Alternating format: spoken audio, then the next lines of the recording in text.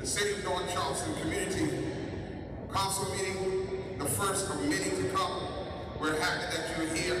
Before we introduce our council members, we'd like to acknowledge our First Lady being here, Tracy Burgess. Let's give her an applause at this time.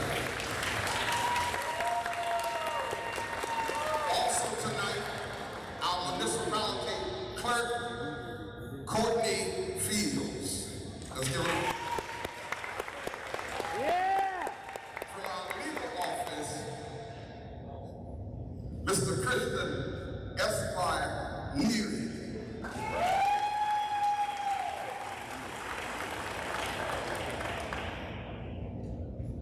District 3, Dr. Stephanie Ganaway Paisley.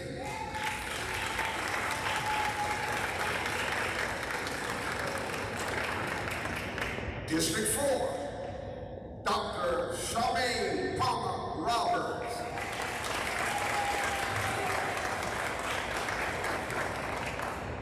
District 5, Christopher M.D.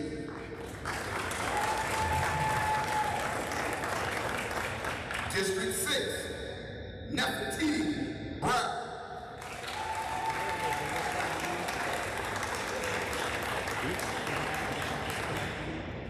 District 8, Brandon Hudson.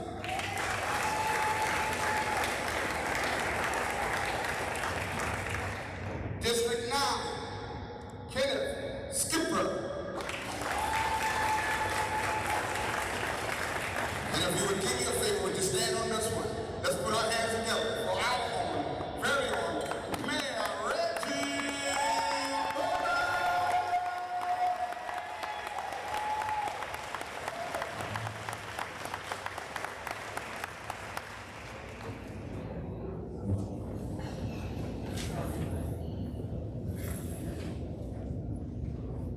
While you remain standing, we'll now have the invocation followed by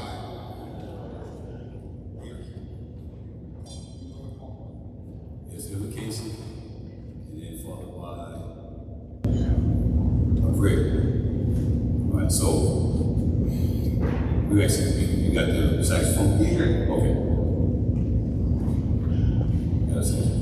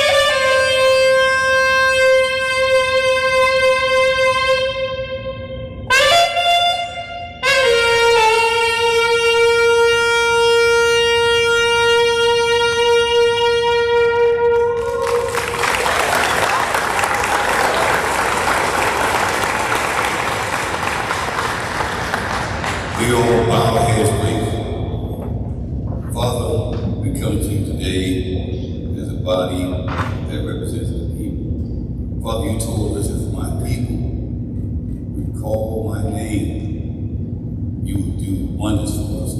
Father, you have and you will. We are here to do your will, to take care of our brothers and sisters. Father, please give us understanding and patience. Most of all, provide love in our hearts so we can do what you would ask us to do, have us to do for all of our sins. All these blessings we ask in Christ Jesus' name we pray. Amen. All right.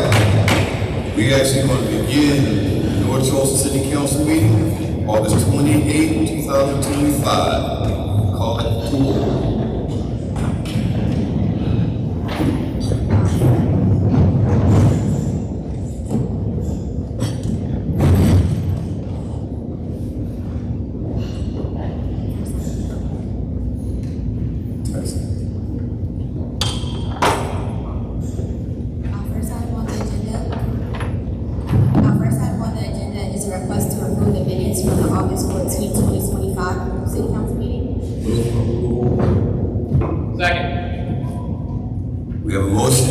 Any changes or corrections? Hearing none, Madam Clerk, please call the roll. Dr. Ganaway Paisley. Aye. Dr. Palmer Roberts. Aye. Mr. Indy. Aye. Ms. Brown.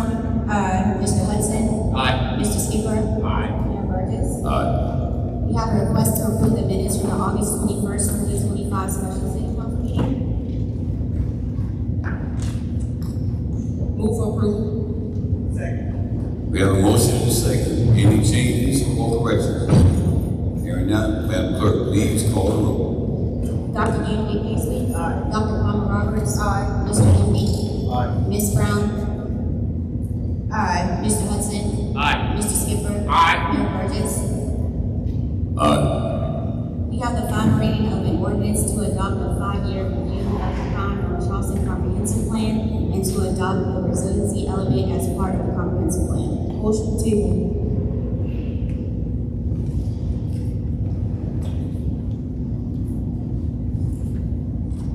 Do we have a second?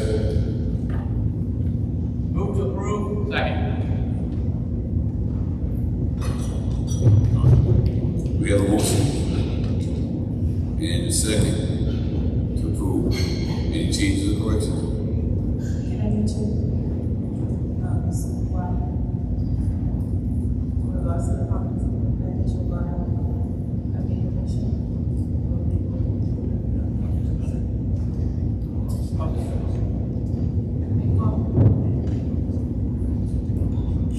Okay, so the reason why I motioned to table it, because I feel that as a city we need more time, because the comprehensive plan I actually went through the map in regards to the future use map, and in the future use map, all the neighborhoods that's being affected by the mixed use corridor.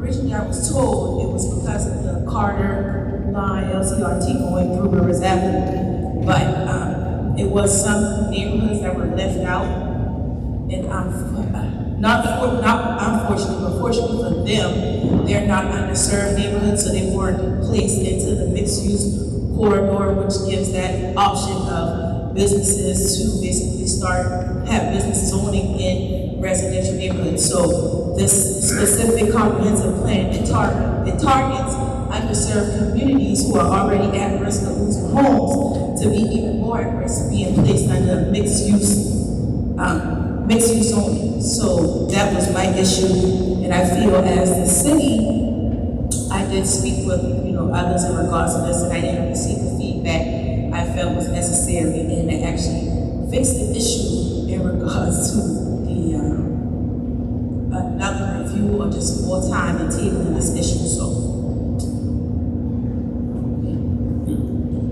Okay. Any other discussion? Hearing none, Madam Clerk, please call the roll. Dr. Ganaway Paisley. Aye. Dr. Palmer Roberts. Aye. Mr. Indy. Aye. Ms. Brown. Pause. Mr. Hudson. Aye. Mr. Skipper. Aye. Mayor Burgess. Aye. Our next item on the agenda is an ordinance to adopt a bill to be entitled an annexation ordinance of the city of North Charleston, annexing an area of Charleston County known as 55Q, parcel 81, 9633 Hoopow Avenue in Council District 7. Move for approval. Second. We have a motion and a second. Any discussion? Hearing none, Madam Clerk, please call the roll. Dr. Wait, discussion. I do have one report, Mr. Mayor, members of council. Both annexation petitions tonight contain signatures of 100% of the freehold property owners. They represent 100% of the assessed values of the property records of the auditor and the assessor have been checked, and they are in order. The petitions are ready for adoption. So choose, if approved, the services will begin after this vote sign. And that was for the address for Hoopow as well as Scott Street. All right, thank you for the explanation. Madam Clerk, please call the roll. Dr. Gavin Paisley. Dr. Palmer Roberts. Mr. Envy. Aye. Ms. Brown. Aye. Mr. Hudson. Aye. Mr. Skipper. Aye. Mayor Burgess. Aye. Our next item on the agenda is an ordinance adopting a bill to be entitled an annexation ordinance of the city of North Charleston, annexing an area known as 55P, Charleston County, TMS number 41109, parcel 1, 4212 Scott Street in Council District 5. Move for approval. Second. We have a motion and a second. Any discussions? Hearing none, Madam Clerk, please call the roll. Dr. Gavin Paisley. Dr. Palmer Roberts. Mr. Envy. Aye. Ms. Brown. Aye. Mr. Hudson. Aye. Mr. Skipper. Aye. Mayor Burgess. Aye. We have the first reading of an ordinance certifying a portion of the former General Asbestos and Rubber Company Garfield Mill as a textile mill site pursuant to the South Carolina Textiles Community Revitalization Act. Move for approval. Second. We have a motion and a second. Any discussions? Hearing none, Madam Clerk, please call the roll. Dr. Gavin Paisley. Dr. Palmer Roberts. Mr. Envy. Aye. Ms. Brown. Aye. Mr. Hudson. Aye. Mr. Skipper. Aye. Mayor Burgess. Aye. We have a resolution approving the proposed fiscal year 2025-2026 Charleston Area Transportation Authority operating budget. Move for approval. We have a motion and a second. Any discussion? Hearing none, Madam Clerk, please call the roll. Dr. Gavin Paisley. Dr. Palmer Roberts. Mr. Envy. Aye. Ms. Brown. Aye. Mr. Hudson. Aye. Mr. Skipper. Aye. Mayor Burgess. Aye. Mr. Mayor, Yes, sir. without exception, we do items 8 through 13 by title only. Without any objections, we will hear items 8 to 13 by title only.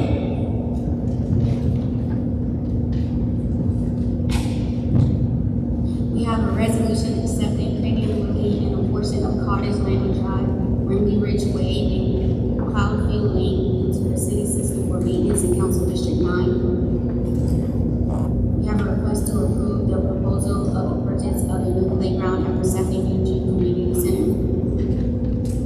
An award for design build of the new joint operations center to Robbins Construction and Hazen Smith Architect in the amount not to exceed $1.5 million. We have a request to approve the proposal for the modification and replacement of the boiler system at the aquatic center.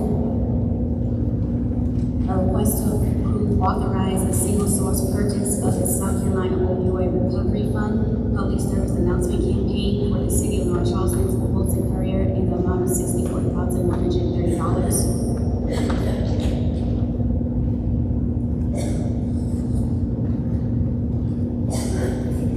All right. 13. We have a proposal award to conduct a market feasibility study for future investments in the North Charleston Policy Convention Center and Performing Arts Center, Sports and Leisure International LLC in Minneapolis, Minnesota in the amount of $98,000. Move for approval. Second. We have a motion and a second. Any discussion? Hearing none, Madam Clerk, please call the roll. Dr. Gavin Paisley. Dr. Palmer Roberts. Mr. Envy. Aye. Ms. Brown. Aye. Mr. Hudson. Aye. Mr. Skipper. Aye. Mayor Burgess. Aye. We have a request to approve the evaluation committee for affordable housing on city-owned surplus parcels. Move to approve with discussion. Second. We have a motion and a second. Any discussion? Mr. Mayor, Yes, sir. the questions I have, I don't have any issues with the makeup of the committee. My question is once they make their recommendations on a particular property, that would still have to come back to council for approval? Is that the correct process? Or once they make the recommendation, that would be the end of it? I just want some clarification on that. Still come back, right? No, it still comes back to council. Mayor, Yes, sir. can everybody hear me in the back there? Everybody hear me okay? All right, awesome. So Mayor, I just got a couple questions about this issue. Number one is I'm a little concerned about, first off, I'm all in favor of it. I just think that this issue here, I think that this issue that we have right here is this is property that's taxpayers' property, right? And my concern is that we have nonprofits that are possibly going to make money on this property. I think we need to give this opportunity to all nonprofits. I don't know if that process is already completed. But a couple of things that I would ask. I know there's some deed restrictions on this, and 3 years seems a little excessive. I think 2 years would be a little bit better. But once you give a deed to somebody, what's to say that these entities don't do 80%, that they complete 80% and then go ahead and pull a line of credit out? And I think that's something worth managing. I'd like to defer this topic, if possible. There's a couple other things I'd like to talk about. 50% of the project cost should be in the bank, so that these nonprofits have something available, maybe have some experience in this project. But those are my initial concerns. But number one, there's taxpayer properties. I think that maybe I'm the only one here that doesn't understand this. I'm looking through, I've been looking through it today, the details on it, but I think it's worth talking about. So I'd like to defer this if possible. Anybody else have anything to say? Okay.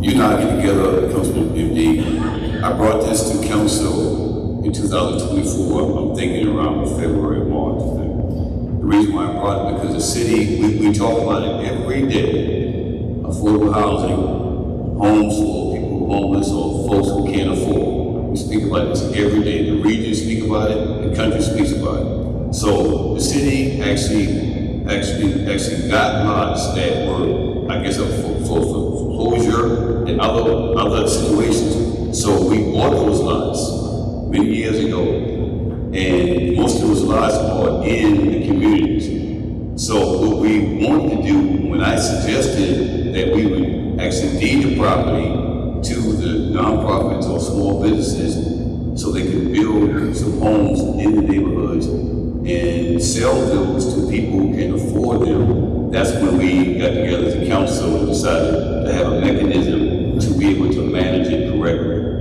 And that's why we did it. Now, the thing about it is this, it takes $250 per square foot to build a home. That's minimum. It's $450 a square foot to build a business to build it. So what we told the folks that were going to try to do it, they had to come through city council. They had to show that they had capacity or the bandwidth financially to get it done. We wanted to make sure they had a business model and they were certified by the state as a nonprofit or whatever. So we've actually created a deposition program already, and it guides them and leads them. But the most important part of this is that we put a system into place that if that property is not built in the form of fashion, and it's not to a point at a certain amount of time, we can seize their property back.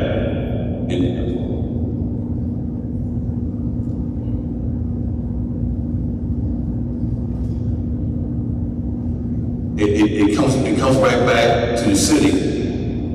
Doesn't matter if the person who builds the home is at 80% or at 40%. So we put that in the contract that they have a certain amount of time to build it, and it has to be built for sale, not for rent. We're trying to build generational wealth. So if we're going to take the properties that the city have and deed it so we can have people to buy it, we want them to own the house instead of renting the house, which they'll be back in the same situation again. So that's why we did it.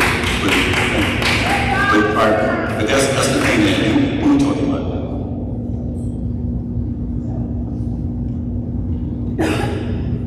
You're right, legal attorney. You can see.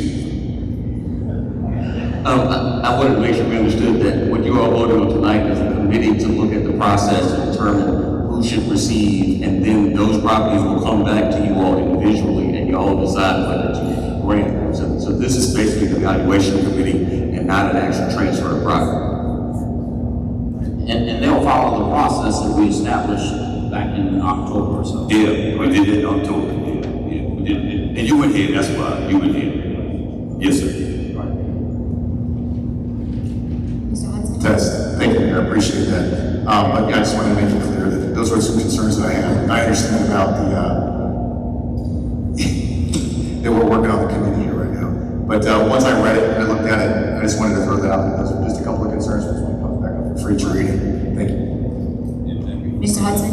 Brandon? Yeah, I love the committee makeup. I do think that this is a new process to the city. I know that we needed one lot, potentially two, and I agree with Indy on, I think that we're moving very quickly on this. I think that we should wait until we see how that policy and procedure executes with these properties before we run through these next 10. I think if we want to address housing, 10 lots is not going to put a dent. I think we really need to make sure that we're moving forward with really good zoning policies that encourage good development, better infill development, good density, and encouraging developers to build more housing, because supply and demand, if we can build more houses quicker, denser, then we're going to address the housing crisis. But I think that this has a lot of potential. I'm just not comfortable with moving forward at this pace at this time. But I do like the makeup of the committee. Mr. Mayor, Yes, ma'am. I think that affordable housing does have a major impact on residents and neighborhoods. And I believe that the community does deserve to know that their recommendations have been decided and towards the final approval. However, I do agree with, and I appreciate what you've done on this. However, I do agree with the two council members. I think it's a little early for us to move forward. Okay, any others?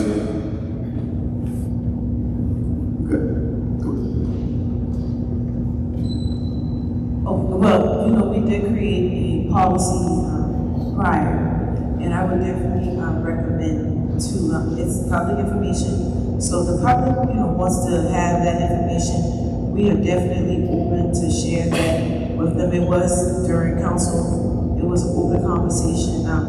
The houses specifically are located in District 6, so it went through a very strenuous process to actually get this process done. So I can agree on the committee being needed, but as far as holding back on deeding out these properties to nonprofits who have the funding at the time to build, I feel like that would be holding us back.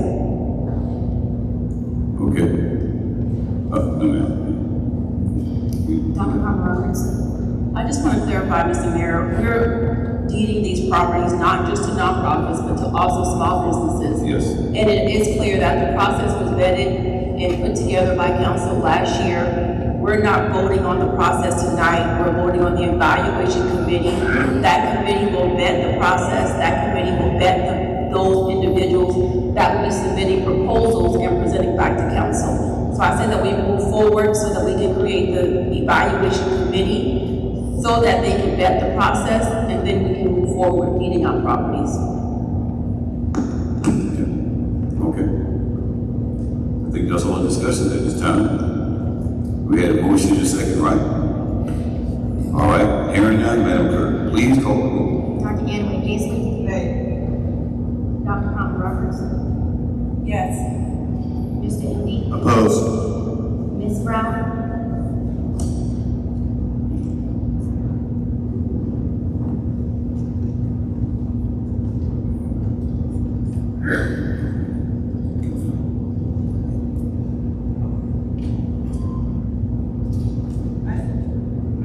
Opposed? Mr. Hudson? Aye. Mr. Skipper? Aye. Mayor Burgess? Aye. Motion passed. The next item on the agenda is a request to approve appointments to planning commission for Mr. James Spencer Crawford from Council District 6.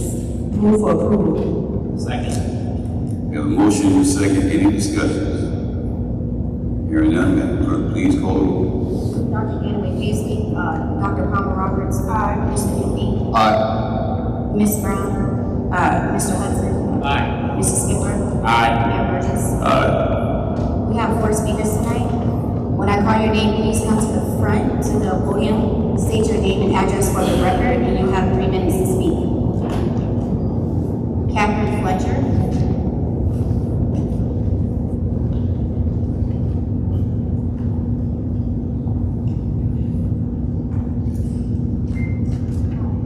Good evening, City Council members. My name is Catherine, or Kate Fletcher, and I'm a student at the College of Charleston at 5 Folly Apartments.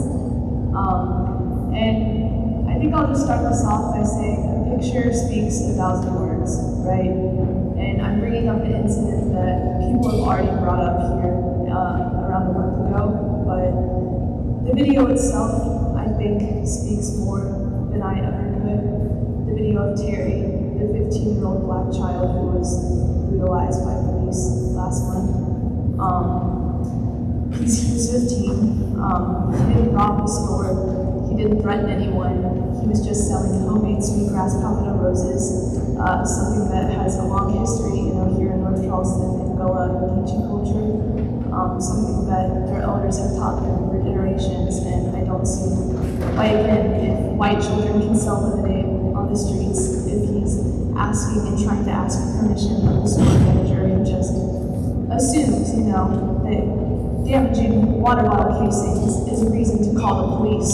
And when people at the store were offering to pay for those damages, and she still refused and called the police. And then 9 officers showed up before he could even leave the gas station, and he was screaming for his life. This obviously is not just an issue that concerns the Black Lives Matter movement of Charleston. Obviously they're upset, but it's also students, it's neighbors. It's knowing that if they can demonize a kid who's just trying to sell roses, that they can demonize anyone for anything. And no child deserves to grow up in fear. If the police department is here to protect us, then don't just get by on PR and saying that you're going to change things, because if you're not willing to change policy, then you're not willing to protect the city and these people. So all I ask is that, you work with the family and trying to release the body cam footage, because this again is not the first time this has happened. Happened last year to another 13-year-old Palmetto Rose boy. And I just have to ask, if you guys said it wasn't going to happen last time, why did it happen again? And yeah, the officer was promoted, I think, to desk duty. Great. But we just ask that there's a little more change and you create safer environments. If you're not going to let them do it on the street, then create centers where they can express their art, because I've seen his artwork and it's really good. And he deserves the chance to have that joy and not just be traumatized by an experience that brings him more joy. So thank you guys, and I just look forward to trying to change things. Thank you very much.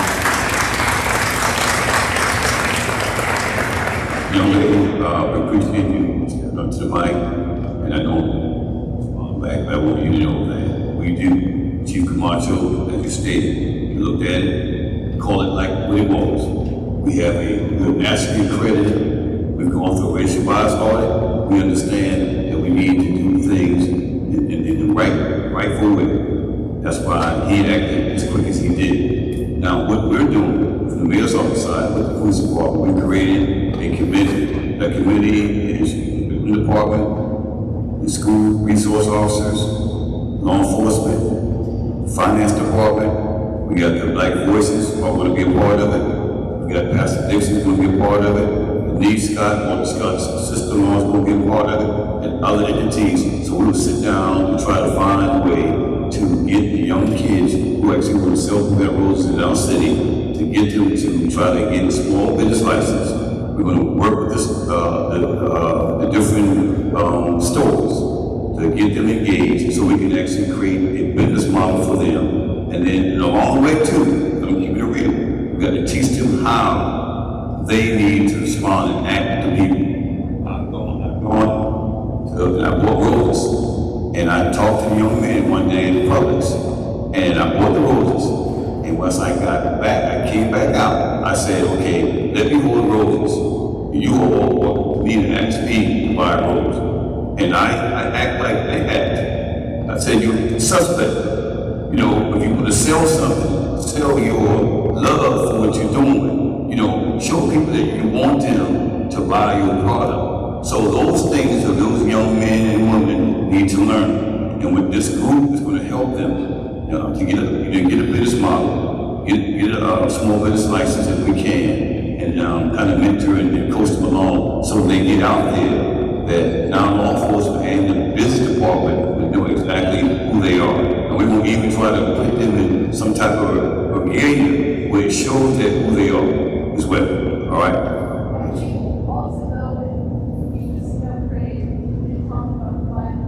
Me, Seth, and Mike.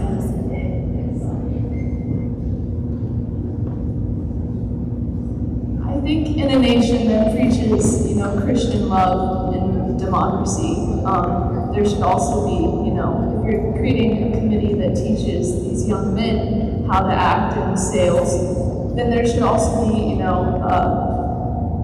the duty of law enforcement to also act with mercy and compassion, because it should not take, again, this child having to become a spectacle for the internet for people to care. Because again, they're already going through trauma, and then you have millions of people watching from the outside making comments. That shouldn't be how this works. It shouldn't happen in the first place. And although he has gained community and people who support him from this horrific incident, he should have that in the first place. Every child, every person should. And I do appreciate everything you're doing in your response, and thank you for your time. Thank you. Thank you.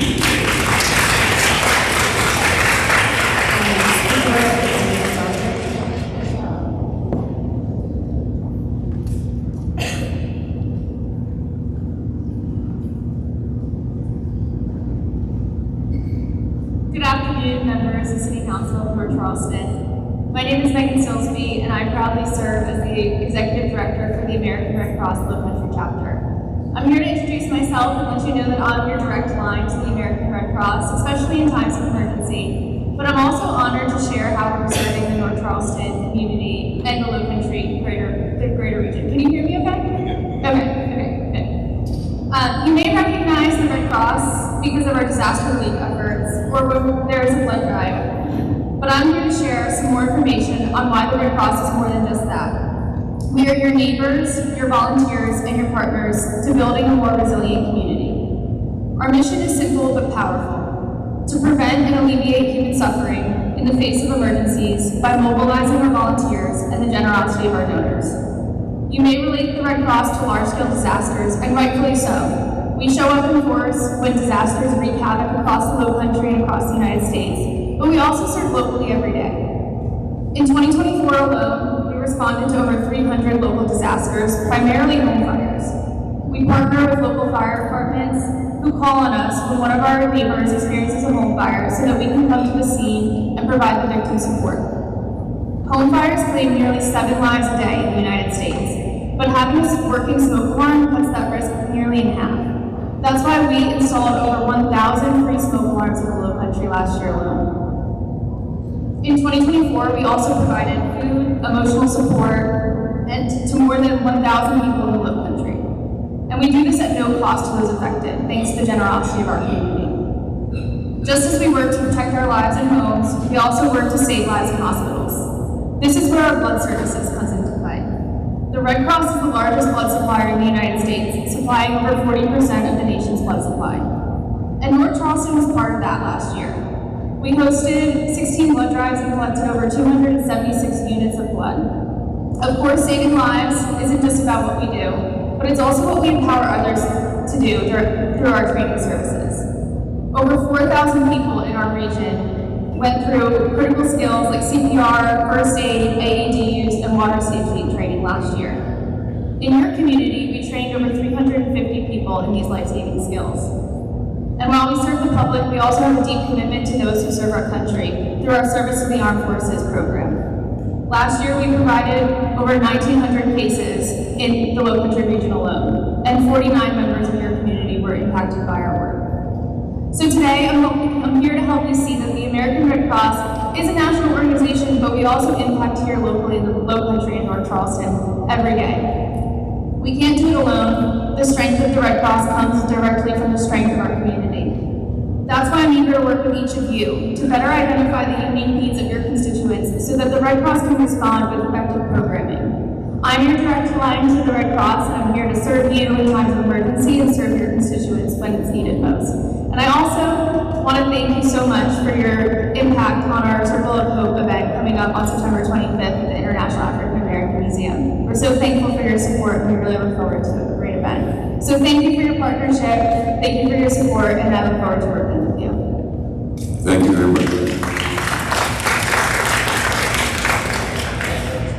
Yancy Mosley.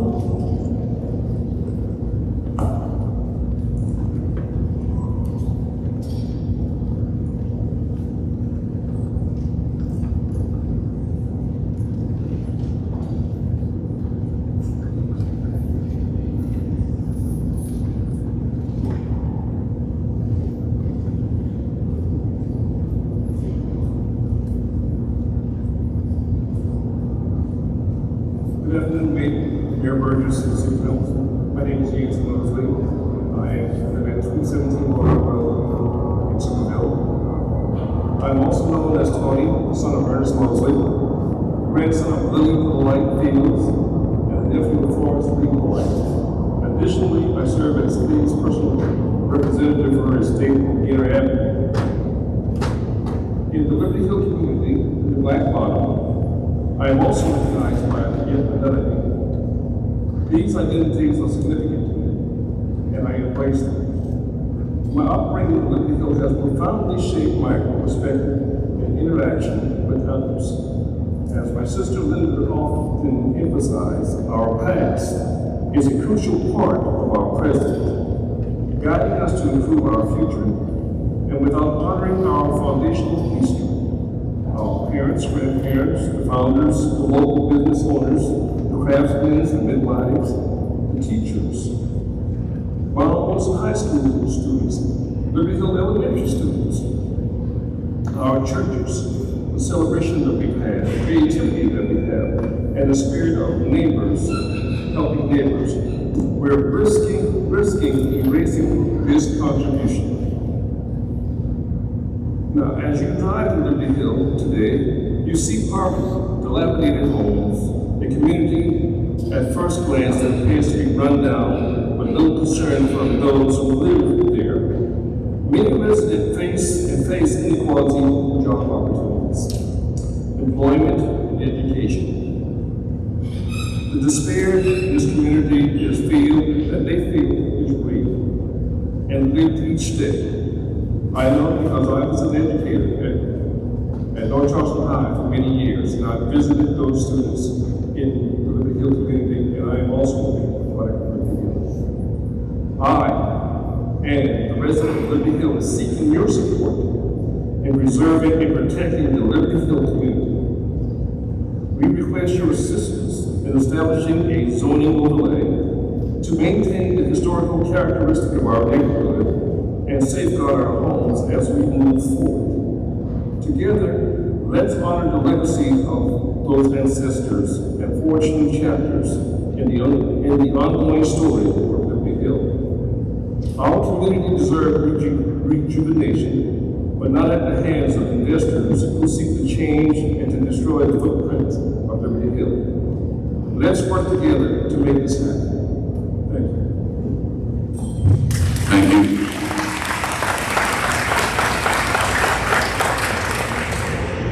Valerie Hopper Young.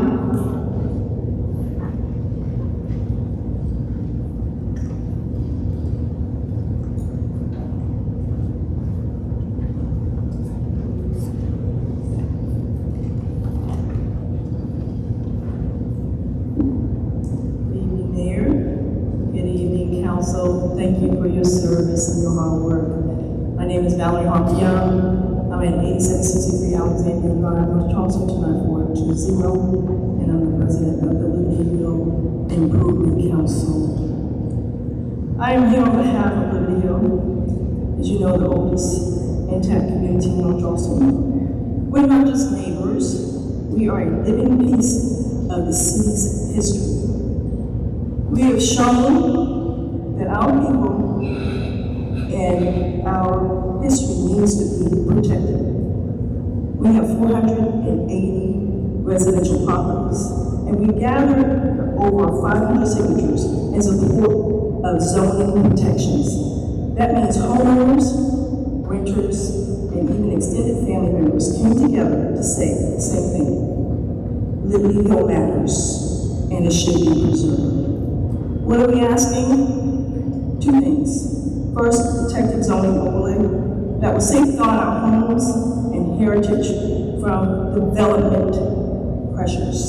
Second, we're going to ask the council to support a resolution, and we'll send that later, to declare Liberty Hill a designated local historic community under the city of North Charleston. This resolution will not just ID Liberty Hill as a historic community, but it will also qualify us to bring in grant funds to help fix up our older homes. It would honor the resilience of generations who built it and elevate our city by showing that we have value and we appreciate our cultural landmarks. We've done the work, we've shown unity, and we're ready to partner with you. Now we need you as leaders to ensure that Liberty Hill's history and legacy will stand for generations to come. Thank you. Thank you.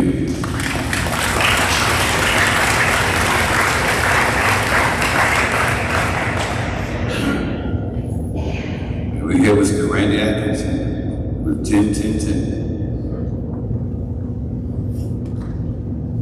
My name is Randy Atkinson. I'm at 1437 Moss Street Road, North Charleston, 29405. I'd like to applaud Mr. Donnie Perry and the removal team. They're doing a good fight out there every day, but the audits are against them. We have 78 square miles here in North Charleston. 5 guys picking up trash. It's not gonna do it. 5 workers versus 78 square miles. It's not a fair fight. I would like to urge council to consider hiring more workers. We don't need a full truck. We have a pickup truck and an 8x10 trailer and 2-person tiger teams. We can knock out a district in probably a few days. Not we. The city needs to revisit the litter codes, and we need scalable fines. It's the same people over and over. Code will write a ticket. They'll clean up the last day. They'll be back. Same situation every single month. There's quite a few in my neighborhood. There's Remount Crossing. There's 4526 School. Navy Hospital is clean now because they're going to make some money on it. But the corner of Rivers in Bolton and Ferndale, the old bus station on Dorchester Road. Terrible. And it shouldn't take 30 to 45 days to have graffiti removed or piles of trash in the business parking lot cleaned up. It took us 3 months to get the graffiti covered at the bus station. It took 4 months to get the piles of garbage removed from across the fire truck museum. It took 123 days to get the wetlands and tanker behind the drill cleaned up. And it's still not completely clean. And somebody dumped 66 tires in the same parking lot in the wetlands maybe a month ago. They cleaned that out, but there's still car parts, there's dishwashers, just mounds of household garbage in there in these wetlands. It took 10 months to get the graffiti at the tire shop at Rivers and Jamesville Drive covered. Haney Street, across from Trident Tech, if you drive down there, there's about 6 acres of construction debris, household garbage, carpet padding, and 30 tires. Now, this was reported in the city on March 30th of this year. Now, that might be in a donut hole. But if it's a donut hole, people live around there don't go look up who owns what property. They look to their city leaders to work with Charleston County to get these things taken care of. Just like we did the gas box place on Rivers Avenue, that's a donut hole. It took 9 months to get that place cleaned up, and that was horrible. I'm lucky enough to have, I'm in District 8. Brandon takes my calls. A lot of you are new. A lot of people aren't complaining because they dealt with your predecessor. Time. Thank you. Thank you, Randy, appreciate it. And thank you for acknowledging what the folks at Public Works are doing. We actually built that team up, and when we came in January 24 last year, because you're right, you and I are from North Charleston. We love our city, but we can't expect other cities to respect our city if we're not respecting our home. So we must clean it up, and like you and I feel, we feel that our city should be all American city, and we will get there. But we have to start in our city first. Thank you. Okay, any other business to come before the body? Well, I like to say, if you look up here, you see 3 seats that are empty. Councilman Mike Brown, 10, he's out. Councilman Brown, number 7, Mike Brown, the young one, he's out as well. I knew about those 2 for a little while, and Councilwoman running home as well. So they're not here because they had other things that they had to do that happened to fall on this day. What you see here today, for me, and I believe for the council people as well, true governance begins in the community. True governance starts with the people. That's why I wanted us to come to you all, instead of you all coming over to City Hall. If you look at the history, the mayor born, the first mayor of the city's history, he had the first meeting, June 15th, 1972. I was 7 years old, and he had it in a building that we didn't even own. Look how far God has brought us. Look how far God has brought North Charleston. We own this building. We own it. So we're going to have another, we'll have, this is the central part of the city. We're going to have the next one in the southern part of the city, and then the next one in the northern part of the city. And then we'll go back to City Hall as normal, but we'll have the next one in City Hall. We're going to actually take it to the other communities as well, because you all count and you matter. You do. And we will appreciate you guys coming out here tonight. Also, I want to thank Courtney Fields, our Kirby Council. She did a great job by working with the sound crew. Where's Mandy at? Mandy's gone. Mandy left. Mandy did all the posters and she blinged everything out. She blinged it out. She did a great job. Thank you, Mandy. Just give her a clap. Then, we got to also thank Tony Tessamari. Where's my Italian brother? Oh, right back there. Tony did a great job. Thank you. Thank you. And then we have to thank the man at our Pastor Chef. Thank you. And we have Frank over there. Frank does it everything. Frank left. Adam McConnell, sidekick for Tony. Thank you.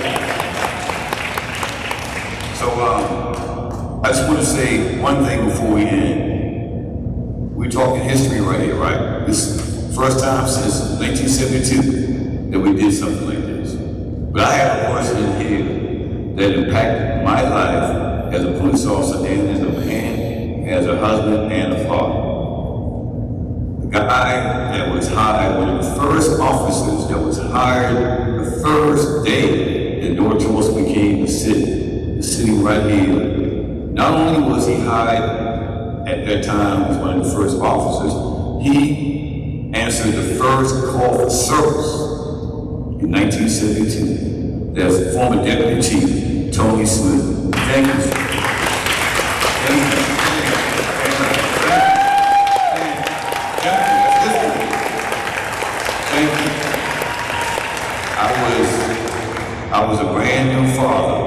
son born in 1990, and I was working the evening shift, and I met him at the old Howell house, and he said, I thought your wife just had a baby. I said, yes, sir. I'm 25 years old. He says, son, you need to be home in the daytime with your wife.